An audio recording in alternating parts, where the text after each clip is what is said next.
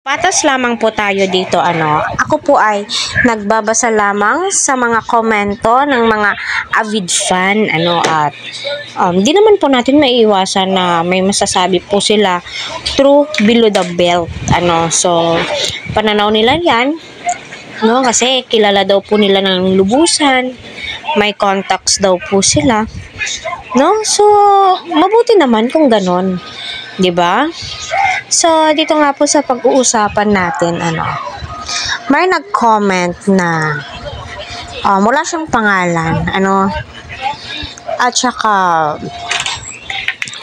marami ang nagsabi na siya ang superstar ng Kalingap noon.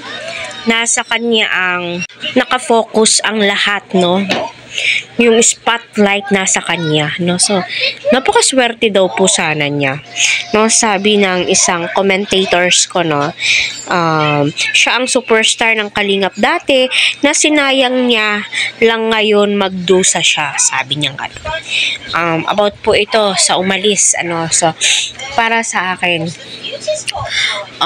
wala naman pong masamang umalis. Kasi kita naman po natin, may mga nahakot siya, mga sponsors po niya, na mga taong nagtitiwala daw po kuno sa kanya. Sa ngayon, yes, nagtitiwala po kayo sa kanya.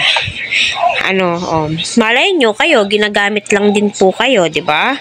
So, totoo nga ba yung sinabi ni user na huwag ka nang bumalik, may VNC na itong si Edo, naka-move on na kami.